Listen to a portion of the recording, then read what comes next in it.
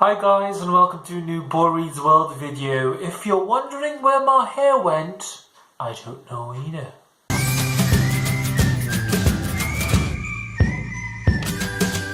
Hair aside, I'm actually here to talk about all the books that I read in March, which is a bit overdue, but life gets busy sometimes.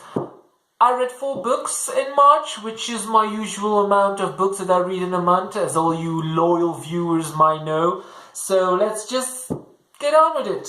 I'll start with my 5-star read, and that was Burial Rites by Hannah Kent, which is a book that has been on my shelves for over a year, and it has also been a book that I have picked up from time to time, gave it the old twirl, deciding whether or not to read it and put it back every time, and boy was I wrong to do that. This is one of the most atmospheric books that I have ever read.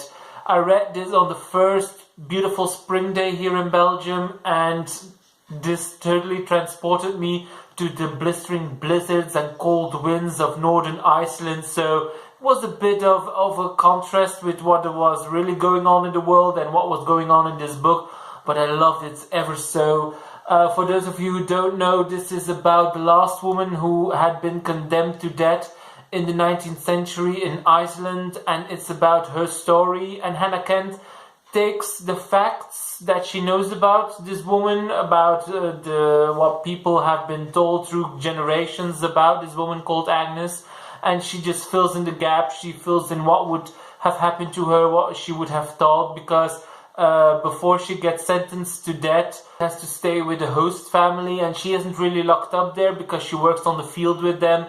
And at first they're a bit apprehensive with the murderess staying at their house, because we all would be. But when the days pass and the weeks pass, they get to know her a little bit better, and she tells more about what has happened to her and what has driven her to do that crime or that alleged crime, because there are things that you found out about what has been her crime and what she has done and hasn't done. So it's a bit of a mystery thriller also, but like I said, most of all, this has such a great atmosphere. When you read this book, you're just in Iceland with her in the 19th century, which is a very hard thing to do as a writer, I must imagine, because it's a time period and a country that is very difficult to get a grip on. So Hannah Kent does an amazing job of just bringing Iceland into your brain. So yeah, like I said, very atmospheric, very just an amazing read, and one of my favorite reads of 2017 so far. So yeah, if you haven't picked this up yet, please do. Burial Rites by Hannah Kent. The second book that I read wasn't really that much of a success like Burial Rites was, and that is The Death of Bunny Monroe by Nick Cave. And I have just one word to describe this book, and that is vagina. Every page has this word on it. Vagina, vagina, vagina. There's actually a sentence in this book which just... Let me search it for you. I have found a sentence. Bunny smiles, then drapes River's canary yellow panties over his face and sucks on the crotch and happily jerks off, then falls into a deep and uncluttered sleep thinking, easy, no problem, vagina, vagina. Which is the ending of a chapter, and probably the most weird ending of a chapter that I have ever read, but I don't know. I got this book for my birthday in February. And this has been a book that I have seen in bookstores and picked up once in a while, but never decided to actually buy. And I'm quite happy not to have spent any money on it myself, because I just didn't like this book. For those of you who don't know, The Death of Bunny Monroe is about a guy named Bunny Monroe. And in the first or second chapter, he discovers that his wife has committed suicide while he was off gallivanting, sleeping with other women. And the son that they have had been waiting with his mother while she was hanging from the ceiling. So already quite a macabre beginning, and the death of his wife doesn't really deter him from sleeping with many other women and just fantasizing about everything that he can. I don't know, it just felt very nihilistic and didn't really speak to me, and it was a pity, but I did give it 2 stars because there was a very good knock joke in here, so that's something.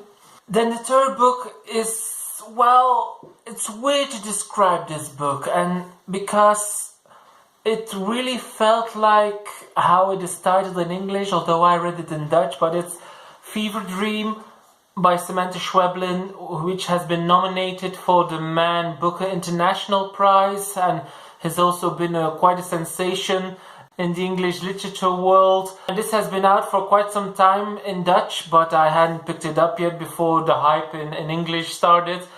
And in Dutch it is called gif, which is the Dutch word for poison.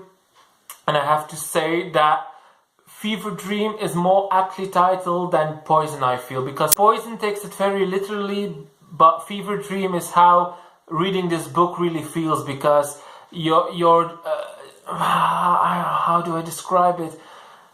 It's like you're in this book and you see everything through the eyes of the main character, and she sees everything in some sort of haze. She doesn't really know if everything is really happening or if it's a dream or something that is not happening to her but to somebody else. And you know, the main character in this is dying, and she's lying in a hospital bed, and she gets a visit from the son of a neighbor of hers. But is he really there? You don't know.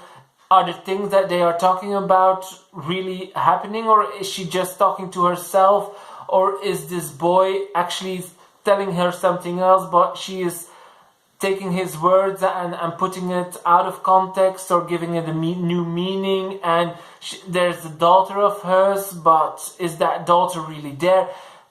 This is not a very long book, but it carries such a punch, because you never know what is real and what isn't, and is she really dying? You don't even know. So very weird book, and this is a book that I have read for my real life book club, which is next week, I think. So I'm very excited to talk about this with 5 or 6 other persons. So yeah, I think this will be the most energetic discussion we have had yet to date. So if you haven't picked up Fever Dream by Samanta Schweblin, please do, and you know, let me know what you thought of it, what your interpretation of this book is, because so weird, guys, so weird. And then the fourth and final book is one that could also be classified as weird, but in a whole different way and a very macabre way. And second time I used macabre in this video. And that is the Marino by Yves Petry. This is a Dutch book, and I don't think that this has been translated to English, but this is based on a real cannibalistic case which happened in the 90s in Germany, in which a guy killed and then ate the penis of his lover. Like I said, weird. And Petry just takes that incident, but doesn't use any of the other facts, and just takes that incident and gets into the mind of the killer and follows him while he is in prison, and is still talking in his mind to his lover, to the one he has killed, and we get to hear from that lover through the killer's mind. The structure is also a bit weird, but I really love this one. It's very literary, so you get a lot of monologues about how he is feeling, how he grew up, what the connections between the two are, why he has done what he has done, about how a guy can just willingly offer himself up to somebody to get himself killed and then eaten, which is very strange to us. So it's a pity that this hasn't been translated into English, because I think that for those who like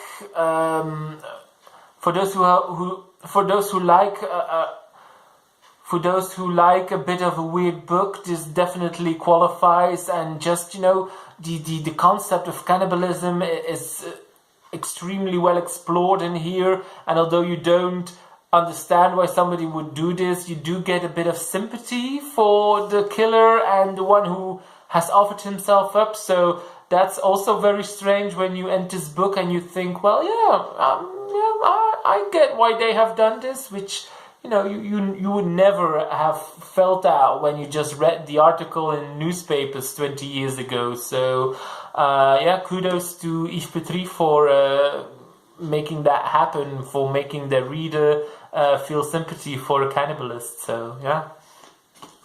So those were the 4 books that I read in March. So those were the 4 books that I read in March.